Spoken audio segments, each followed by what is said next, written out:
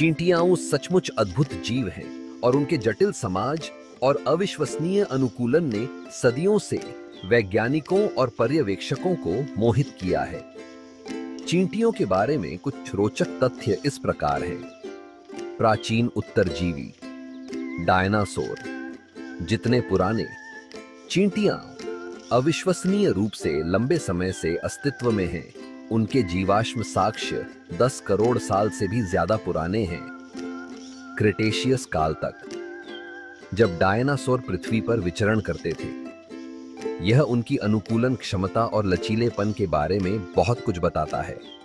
शारीरिक कौशल, अतिमानवीय शक्ति। चींटियां पृथ्वी पर सबसे मजबूत जीवों में से एक हैं। वे अपने शरीर के वजन से 20 से 50 गुना ज्यादा वजन वाली वस्तुओं को उठा और ले जा सकती हैं। यह उनके छोटे आकार और मांसपेशियों के अनुप्रस्थ काट, क्षेत्रफल और शरीर के द्रव्यमान के अनुकूल अनुपात के कारण है। फेफड़े या कान नहीं, चींटियों के फेफड़े नहीं होते, बल्कि वे अपने शरीर में छोटे छोटे छिद्रों के एक नेटवर्क से सांस लेती हैं, जिन्हें स्पाइरकल्स कहते हैं। इसी तरह उनके पास पारंपरिक अर्थों में कान नहीं होते, बल्कि वे अपने पैरों में मौजूद विशेष अंगों के माध्यम से जमीन में कंपन महसूस करके सुनते हैं। दो पेट, कई चींटियों के 2 पेट होते हैं। एक उनके अपने खाने के लिए होता है और दूसरा एक सामाजिक पेट या फसल। भोजन को कॉलोनी में वापस ले जाने के लिए इस्तेमाल किया जाता है, ताकि उसे अन्य चींटियों के साथ साझा किया जा सके। इस प्रक्रिया को ट्रोफैलैक्सिस कहा जाता है। कॉलोनी जीवन और बुद्धिमत्ता, अत्यधिक सामाजिक और संगठित। चींटियां यूसोशल कीट हैं जो अलग अलग भूमिकाओं, जातियों वाली अत्यधिक संगठित कॉलोनियों में रहती हैं। प्रजनन के लिए एक रानी या कई रानियां, अन्य सभी कार्यों, भोजन की तलाश, घोंसला बनाना, बच्चों की देखभाल, रक्षा के लिए बांझ मादा श्रमिक और केवल संभोग के लिए नर चींटियां। अविश्वसनीय नाविक, चींटियां कुशल नाविक होती हैं। वे भोजन की तलाश के बाद घोंसले तक वापस जाने का रास्ता खोजने के लिए सूर्य की स्थिति, ध्रुवीकृत प्रकाश और रासायनिक गंधपथ फेरोमोन सहित विभिन्न संकेतों का उपयोग करती हैं। कुछ रेगिस्तानी चींटियां पीछे की ओर चलते हुए भी नेविगेट कर सकती हैं।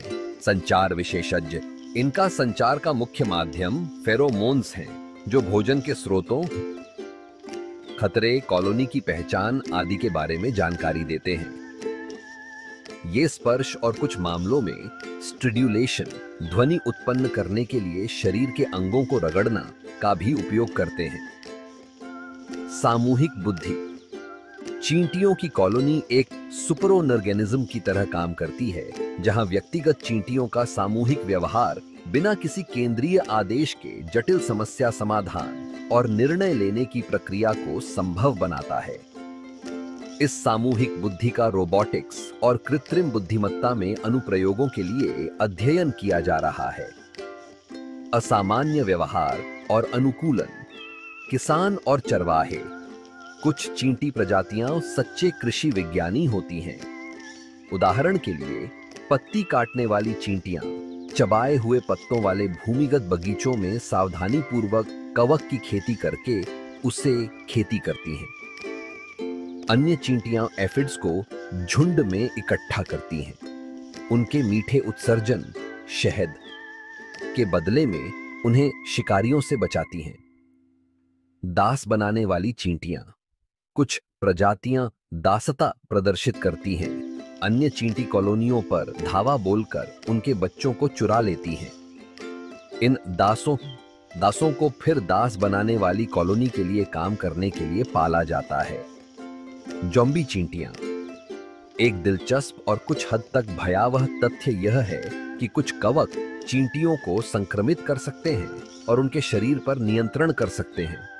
संक्रमित चींटी को कवक किसी ऊंचे स्थान पर चढ़ने, किसी पत्ते या टहनी को मौत की पकड़ में जकड़ने और फिर मरने के लिए प्रेरित करता है, जिससे कवक चींटी के सिर से अपने बीजाणु छोड़कर और चींटियों को संक्रमित कर देता है।